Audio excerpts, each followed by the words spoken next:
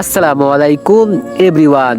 পিচ্চি নিশি গল্পের 7 নম্বর পার্ট। তো চলো বেশি কথা না কইয়া গল্প শুরু করা যাক। সকালে ঘুমটা একটু দেরিতেই ভাঙলো, কারণ কেউ ডাক দেয়নি। সবাই বিয়ের আয়োজন নিয়ে ব্যস্ত, তেমন কাউকে দাওয়াত করেনি। কাছের কয়েকজন আত্মীয় স্বজনদের নিয়ে ঘরোয়াভাবে বিয়েটা হয়ে গেল। আজকে আমার বাসর রাত। নিশির সাথে অনেক সময় পার করেছি, কিন্তু আজ কেমন যেন আলাদা ফিলিংস কাজ করছে। আজকে কেমন যেন ওর সামনে যেতেও লজ্জা পাচ্ছি। রুমে ঢুকবো কি ঢুকবো না এমন করতে করতে পিছন থেকে দুলাভাই ধাক্কা দিল, আর আমি হুড়মুড় করে রুমে ঢুকে পড়লাম। রুমে দরজাটা লাগিয়ে দিলাম। নিশির দিকে তাকাতেই দেখি ও আজ লাল শাড়িতে লম্বা ঘুমটাটা দিয়ে আমার খাটের মাঝখানে বসে আছে। আস্তে আস্তে আমি খাটের কাছে আসতেই নিশি নিচে নেমে আমার পায়ে হাত দিয়ে সালাম করলো। তারপর বলল, এখন আমার সালামি দাও। আমি বললাম, সালামি তো আনিনি, তবে এই নে তোর দেনমোহরের 2 লক্ষ টাকা। নিশি বলল, নিলাম, কিন্তু এইটা তোমার কাছেই রেখে দাও। আমি বললাম, কখনোই না, এটা তোর টাকা, এটা শুধুই তোর অধিকার। নিশি বলল, আমার সবকিছুই তো তুমি, তাই ওটা তুমি এখন রেখে দাও। আমি বললাম, আচ্ছা ঠিক আছে। নিশি বলল, সালামি কিন্তু পেলাম না। আমি বললাম, আচ্ছা দিতাছি বলেই আমি নিশিকে কোলে নিলাম। তখন নিশি আমাকে বলল, আরে ভাইয়া কি করছো? আমি বললাম, কেন সালামি নিবি না? নিশি বলল, নিব তো। আমি বললাম, তাহলে চুপচাপ থাক। তারপর নিশি চুপ হয়ে গেল। আমি আবার নিশিকে কোলে নিলাম। ও আমার বুকের মধ্যে মাথা লুকালো আর আমাকে জড়িয়ে ধরলো। তারপর আমি রুম থেকে বের হয়ে নিশিকে কোলে নিয়ে উঠানের পাশে একটা দোলনা আছে, ওখানে নিয়ে আসলাম। তারপর কোল থেকে নামিয়ে নিশিকে বললাম, নিশি। নিশি বলল, আমি বললাম, দেখ আজকে আমাদের বাসাটা ছোট্ট বাতিগুলো দিয়ে কি সুন্দর সাজিয়েছে, মনে হচ্ছে একটা রাজ্য। আর সেই রাজ্যের রাজা আমি, আর তুই রানী। নিশি বলল, একদম। আমি বললাম, আজকে পূর্ণ চন্দ্রিমা, আকাশে পুরো চাঁদটাই উঠেছে, দেখ ছোট্ট বাতির আলো আর চাঁদের স্নিগ্ধ আলোয় আমাদের উঠানের এই বাগানটা জান্নাতের টুকরো মনে হচ্ছে, তাই না? নিশি বলল, ভাইয়া, আমার অনেক ভালো লাগছে এখানে। আমি বললাম, তাই আমি আমার রানীর সাথে এই জান্নাতের টুকরায় চন্দ্রবিলাস করব, আর এটাই হলো তোর বাসর ঘরের সালামি। নিশি বলল, ভাইয়া তুমি এত রোমান্টিক, সেই জন্যই তো তোমাকে আমি এত ভালোবাসি। আমি বললাম, সালামিটা কেমন লাগছে সেটা বল। নিশি বলল, আমার অনেক পছন্দ হয়েছে ভাইয়া, আমার পাশে বসো প্লিজ। তারপর আমিও নিশির পাশে দোলনায় বসে পড়লাম। তারপর নিশি বলল, ভাইয়া। আমি বললাম, নিশি বলল, আমার প্রতিটা চন্দ্রবিলাসে তোমাকে আমার পাশে চাই, কি থাকবে তো? আমি বললাম, সব সময় তোর পাশে ছায়া হয়ে থাকবো। তারপর নিশি আমার কাঁধে মাথা রাখলো। কিছুক্ষণ নীরবতা পালন করার পর আমি নিশিকে বললাম, নিশি আজ তুই এত সেজেছিস কেন? নিশি বলল, কেন ভাইয়া, পছন্দ হয়নি? আমি বললাম, আরে পাগলি, এত সুন্দর হইছে যে চাঁদটা তোকে দেখলেও লজ্জায় মুখ লুকাবে। আমি আজ সৌভাগ্যবান বলে মনে করছি। নিশি বলল, কেন? আমি বললাম, এক চাঁদ আকাশে যেটা দেখতে পারছি, আরেক চাঁদ আমার কাঁধে মাথা রেখে আছে, ভাবতেই অনেক ভালো লাগছে। এই চাঁদটা একান্তই শুধু আমার। নিশি আমার কথা শুনে কাঁধ থেকে মাথা তুলে আমার বুকে মাথা লুকালো, মনে হচ্ছে লজ্জা পেয়েছে। কিছুক্ষণ ওকে এভাবে বুকে ধরে রাখলাম। তারপর নিশি একটু পর মাথা তুলে বলল, নিশি বলল, আমি একটা ডিসিশন নিয়েছি। আমি বললাম, কি ডিসিশন? নিশি বলল, আজ থেকে তো আমরা স্বামী স্ত্রী। আমি বললাম, তো? নিশি বলল, তাই তুমিও আমাকে তুই করে বলবে না, আর আমিও ভাইয়া বলে ডাকবো না। আমি বললাম, তাহলে কি বলবো? নিশি বলল, কেন, স্বামী স্ত্রী কত সুন্দর করে কথা বলে, দেখো না, তুমি তুমি করে। আমি বললাম, এখন আমাকে তোকে তুমি করে বলতে হবে? নিশি লজ্জায় মাথা মুখ নিয়ে বলল, আমি বললাম, পারবো না, যা ভাগ। নিশি বলল, কি বললে, পারবে না? কালকের কথা মনে আছে তো, সেটা করব কিন্তু। আমি বললাম, কি করবি তুই? নিশি বলল, দেখাতে বলছো, দাঁড়াও। বলেই নিশি আমার দিকে এগিয়ে আসতে লাগলো। তাই আমিও বললাম, পারবো পারবো, তুমি করে বলার চেষ্টা করব। নিশি বলল, এই তো আমার লক্ষ্মী জামাই। আমি বললাম, আরো অনেকক্ষণ ওখানে কাটানোর পর নিশিকে বললাম, নিশি চলো রুমে যাই। নিশি বলল, আচ্ছা ঠিক আছে চলো। বলেই আমি হাঁটতে লাগলাম, আর নিশি পিছন থেকে বলে উঠলো, কি হলো, আমাকে রেখে যাচ্ছ কেন? আমি বললাম, আসো। নিশি বলল, কিভাবে যাব? আমি বললাম, কিভাবে আবার, যেভাবে এসেছো। নিশি বলল, তো কিভাবে এসেছি মনে নেই? আমি বললাম, অবশ্যই আছে, আমার ও এই কথা। নিশি আমার কোলে করে যেতে চাই। তারপর নিশি বলল, কি হলো, থামলে কেন বলো? তারপর আমি আর কোনো কথা না বলে মুচকি হেসে নিশির কাছে গিয়ে আবার নিশিকে কোলে নিলাম। তারপর কোলে নিয়ে আবার ওকে আমার রুমে নিয়ে আসলাম। রুমে নিয়ে এসে আবার খাটের উপর বসালাম। তারপর বললাম, নিশি তুমি এখানে ড্রেস চেঞ্জ করে নাও, আমি ওয়াশরুম থেকে চেঞ্জ করে আসছি। নিশি বলল, কেন, তুমিও এখানে করে নাও, সমস্যা কি, আমরা তো স্বামী স্ত্রী। তারপর আমি নিশিকে বললাম, নিশি আমিও একটা ডিসিশন নিয়েছি। নিশি বলল, কি ডিসিশন? আমি বললাম, তার আগে আমি যেমন তোমার ডিসিশনের কথায় রাজি হয়ে গিয়েছিলাম, তোমাকেও তেমনই আমার ডিসিশনে রাজি থাকতে হবে। নিশি বলল, অবশ্যই থাকবো, কারণ তুমি আমার স্বামী। এখন তুমি যেটাই বলবে সেটা আমার কাছে আদেশে পরিণত হবে, আর সেটা আমাকে মানতেই হবে। আমি বললাম, ধন্যবাদ। নিশি বলল, ডিসিশনটা কি বলো? আমি বললাম, দেখো, তোমার জোরাজোরিতে আমরা বিয়ে করেছি, কিন্তু আমাদের দুজনেরই এখন পড়াশোনা শেষ হয়নি। তাই আমি চাই না আমাদের পড়াশোনা শেষ না হওয়া পর্যন্ত আমরা কোনো শারীরিক সম্পর্কে জড়াতে, কিন্তু দিন শেষে পুরো মানসিক শান্তিটা তোমাকে আমিই দিব। আমার কথায় নিশি কিছুটা হয়তো মন খারাপ করেছে, আর করবেই বা না কেন, প্রত্যেকটা মেয়েরই তার বাসর ঘর নিয়ে কত স্বপ্ন দেখে, নিশিও হয়তো দেখেছে। ওর চুপ থাকা দেখে আমি আবার বললাম, কি হলো, কথা বলো, রাজি কিনা? নিশি বলল, ঠিক আছে আমি রাজি, কিন্তু আমার একটা শর্ত আছে। আমি বললাম, কি শর্ত বলো? নিশি বলল, প্রতিদিন রাতে আমি তোমার বুকে মাথা রেখে জড়িয়ে ধরে ঘুমাতে চাই, বলো তুমি রাজি? আমি বললাম, ঠিক আছে আমি রাজি। তারপর নিশিও খুশি হলো আর বলল, ঠিক আছে, তুমি ওয়াশরুম থেকে চেঞ্জ করে আসো, আমি এখানে চেঞ্জ করে নিচ্ছি। তারপর আমি কোনো কথা না বলে ওয়ার্ডরোব থেকে একটা টি শার্ট আর একটা ট্রাউজার বের করে ওয়াশরুমে চলে গেলাম। ড্রেস চেঞ্জ করে বাইরে আসার জন্য নক দিলাম, নিশি আসবো? নিশি বললাম, আসো, আমার চেঞ্জ হয়ে গেছে। আমি বের হয়ে সোজা খাটে শুয়ে পড়লাম। নিশিও আমার পাশে এসে শুয়ে পড়লো। নিশির সাথে আরো কিছুক্ষণ গল্প করে ও আমার বুকের মধ্যে মাথা রেখে আমাকে জড়িয়ে ধরে ঘুমিয়ে পড়লো। আমিও কখন যে ঘুমিয়ে গেছি নিজেও জানি না। সকালে ঘুম থেকে উঠে দেখি নিশি আমার বুকে একদম বাচ্চাদের মতো কাছুমাছু হয়ে শুয়ে আছে। আমি উঠতে চাইলেও নিশি আরো শক্ত করে জড়িয়ে ধরলো, তার মানে নিশিও জেগে আছে। আমি ওকে বললাম, ছাড়ো এখন, ওঠো, না হলে সবাই খারাপ ভাববে তো। নিশি বলল, তোমার বুকে আরেকটু ঘুমাই না প্লিজ? আমি বললাম, না আর একটুও না, এখন ওঠো। তারপর আমি নিশিকে জোর করে ওয়াশরুমে ঢুকিয়ে দিলাম। ও ফ্রেশ হওয়ার পর আমিও ফ্রেশ হয়ে নিলাম। বের হয়ে এসে দেখি নিশি নেই, তার মানে আম্মু আর চাচির সাথে কিচেনে গেছে। আমিও বাইরে বের হতেই দুলাভাই বলল, কি ব্যাপার শালা বাবু, বাসর রাত কেমন কাটলো? আমি বললাম, কি বলবো দুলাভাই, পুরো হিন্দি সিনেমার মতো। দুলাভাই বলল, তাই নাকি? তার টেস্ট ম্যাচ খেললে নাকি সোজা টি-20? আমি বললাম, সেটা না হয় পরেই বুঝে নিয়েন।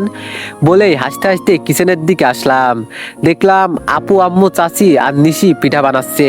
আমি আম্মুকে মজা করে বললাম, আম্মু, সকাল সকাল আমার বউকে কাজে লাগিয়ে দিলে। আপু বলল, বাবা, একদিনে এরকম বউ পাগল হয়ে গেলি? বলেই সবাই হাসতে লাগলো। আমি সেখান থেকে এক মুহূর্ত না দাঁড়িয়ে জায়গাটা প্রস্থান করলাম। এভাবে আরো 2 দিন আমার ফ্যামিলি আর নতুন বউয়ের সাথে অনেক সুন্দর মুহূর্তগুলো পার করলাম। আজকে আমি আবার ঢাকায় যাব। নিশিকে নিয়ে যেতে চাচ্ছি না, কিন্তু ওর জেদের জন্য ওকেও সাথে করে নিয়ে যেতে হচ্ছে।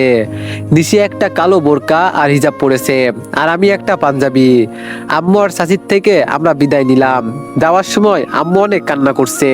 আব্বু আর চাচ্চু আমাদের বাসে তুলে দেওয়ার জন্য বাস স্ট্যান্ড পর্যন্ত আসছে। সঠিক সময়ে বাসও ছেড়ে দিল। আব্বু আর চাচ্চুর থেকেও বিদায়টা নিয়ে নিলাম। বাস চলতে থাকে তার আপন গতিতে। নিশিকে জানালার ধারে বসতে দিলাম, যাতে বাতাস সঠিকভাবে পাই। আর অনেক বড় জার্নি আগে কখনো করেনি। গাড়ি চলাকালীন নিশি আমাকে অনেকবার জ্বালিয়েছে। জ্বালানোর কারণটা হলো, এই বাদাম খাবে, একটু পর আচার খাবে, আবার কিছুক্ষণ পর আইসক্রিম খাবে, এগুলো।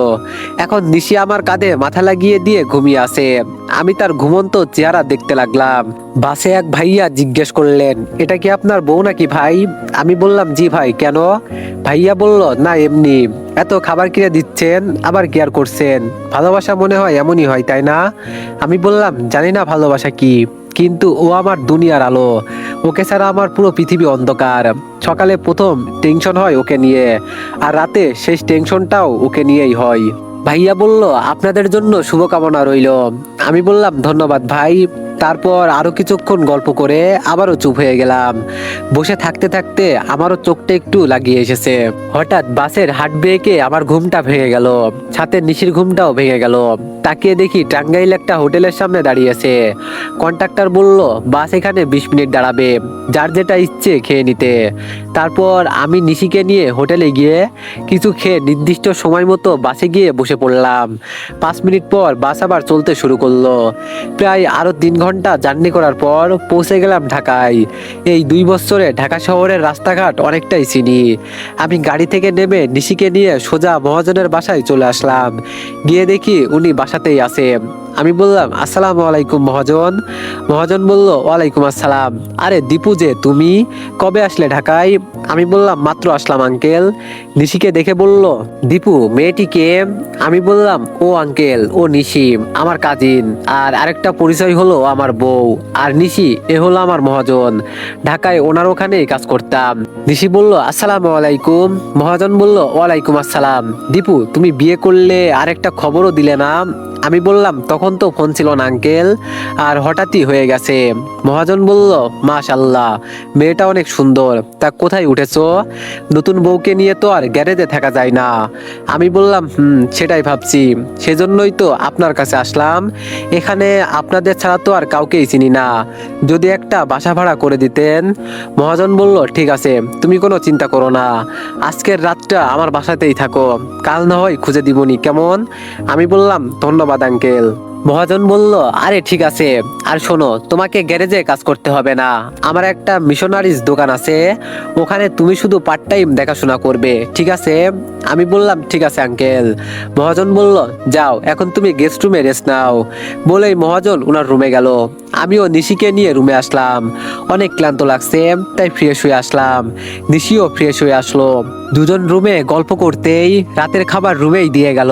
নিশি আমাকে খাইয়ে দিল, তারপরও নিজে খেলো। আজ দুজনই অনেক ক্লান্ত, তাই শুয়ে পড়লাম। নিশিও আমার বুকে মাথা রেখে ঘুমিয়ে পড়লো। আমিও কখন যে ঘুমিয়ে গেছি নিজেও জানি না। সকালে ঘুম থেকে উঠে দেখি নিশি আমার বুকে নেই, বিছানাতেও নেই। আমার একটু ভয়ই লাগলো, নতুন জায়গা, ও আবার কোথায় গেল?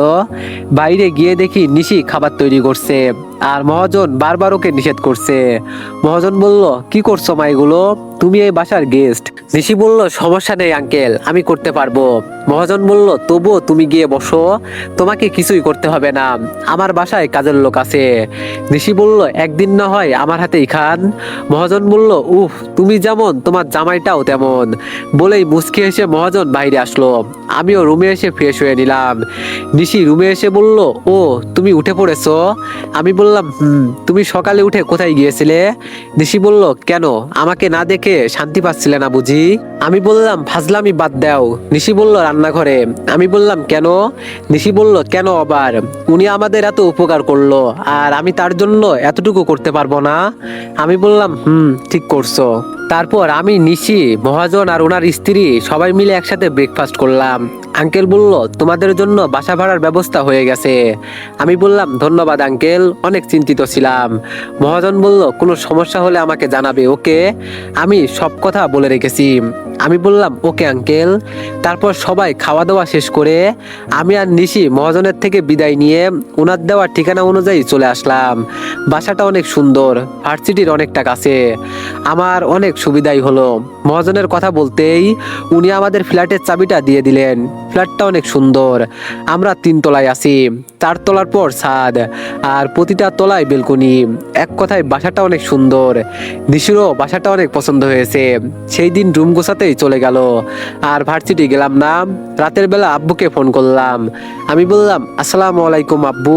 আব্বু বলল ওয়ালাইকুম আসসালাম, কেমন আছো? আমার নিশি মামুনি কেমন আছে? আমি বললাম আমরা ভালোই আছি। তো পুরো কথা শেষ না করতেই নিশি আমার থেকে ফোন নিয়ে সে কথা বলতে শুরু করলো। নিশি বলল আসসালামু আলাইকুম বড় আব্বু। আব্বু বলল ওয়ালাইকুম আসসালাম মামুনি। নিশি বলল সবাই কেমন আছেন? আব্বু বলল আমরা সবাই ভালো আছি, তোমরা সবাই কেমন আছো? নিশি বলল আমরাও অনেক ভালো আছি, এখানে খুব ভালো লাগছে বড় আব্বু। আব্বু বলল তোমরা ভালো থাকলেই আমরা ভালো থাকবো মামুনি। এভাবেই নিশি বাসার সবার সাথে কথা বলল। তারপর ফোনটা আমাকে দিল। আমিও আম্মু সহ সবার সাথেই কথা বললাম। গোছানোর ব্যবস্থায় রাতে কিছুই রান্না করা হয়নি, তাই নিশি বলল খুব ক্ষুধা লাগছে।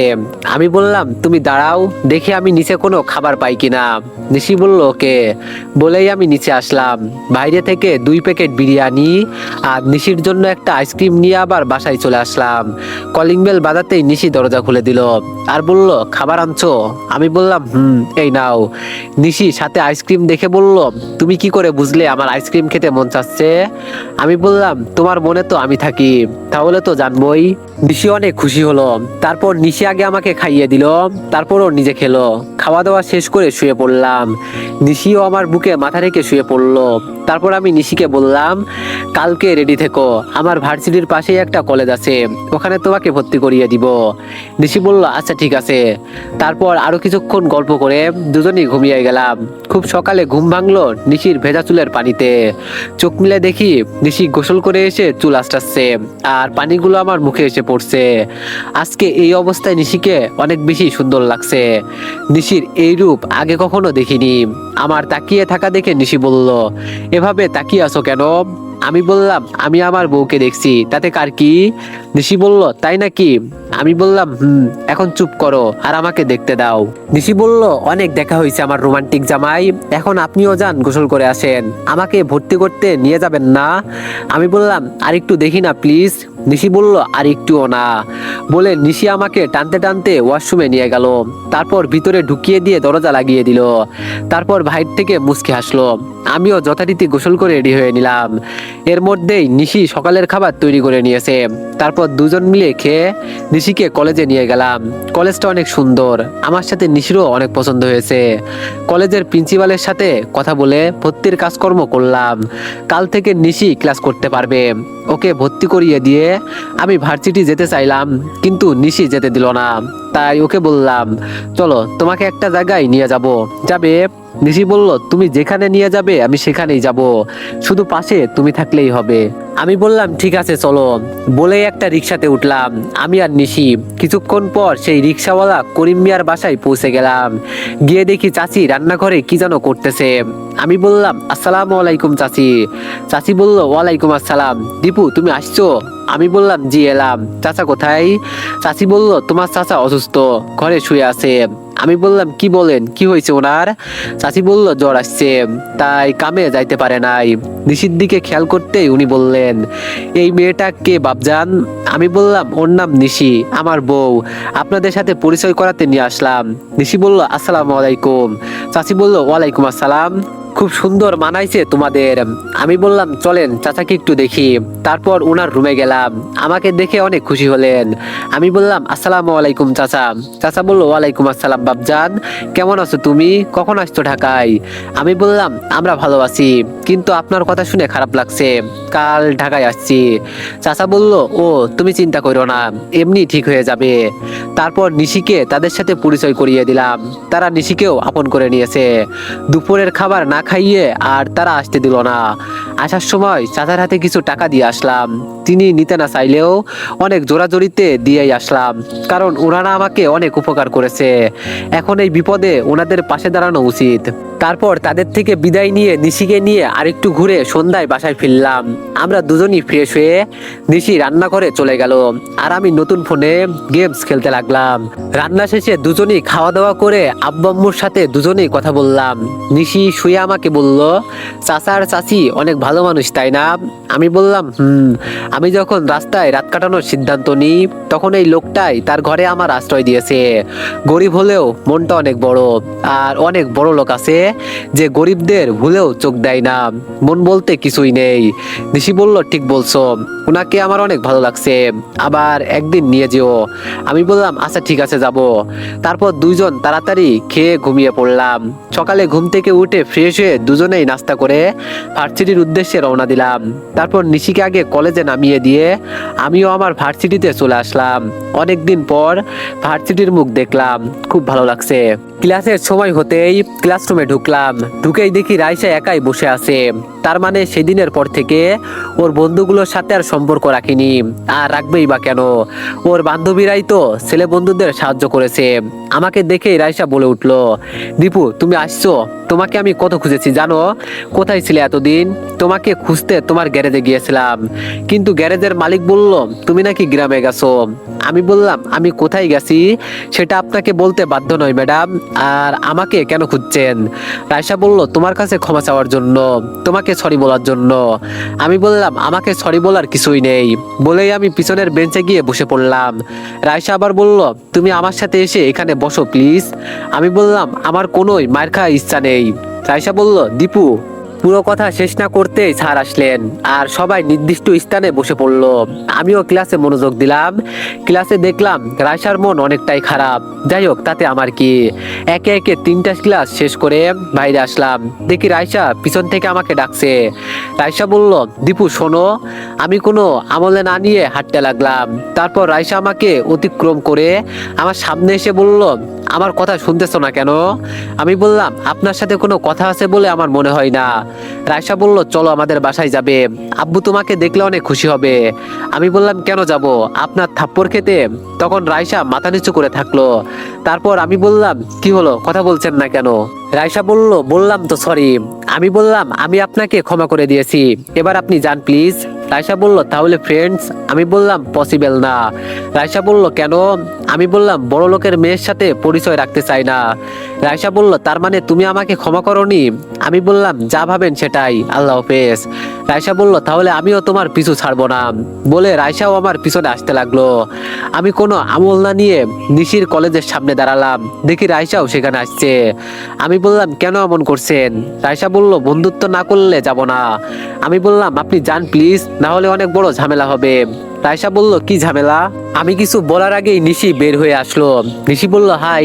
আমি বললাম প্রথম দিন ক্লাস কেমন লাগলো? নিশি বলল অনেক ভালো লাগছে, তাহলে চলো বাসায় যাই। তখন রাইসা আরো কাছে এসে বলল এই মেয়ে কে তুমি? দীপুর পাশে এভাবে গা ঘিচ্ছ কেন? নিশি বলল তার আগে বলেন আপনি কে? ভাইয়া এই মেয়েটা কে?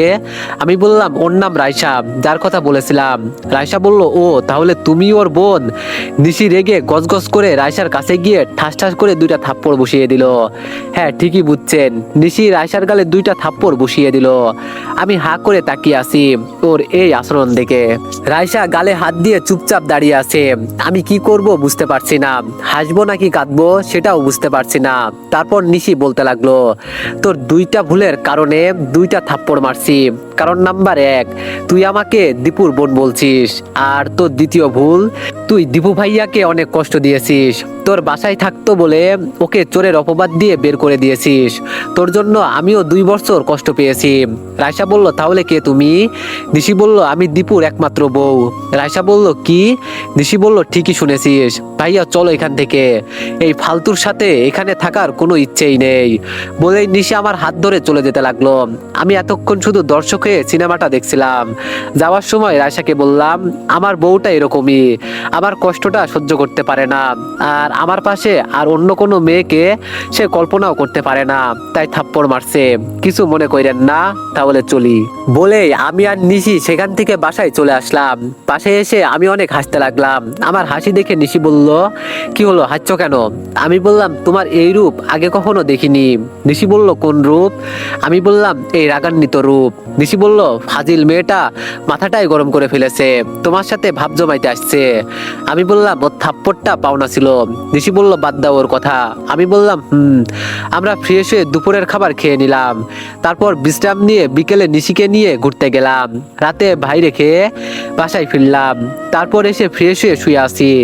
হঠাৎ নিশি বলল তো এভরিওয়ান, নেক্সট পার্টের জন্য সবাই একটু বেশি বেশি লাইক আর একটা করে কমেন্ট করে দিও। ধন্যবাদ।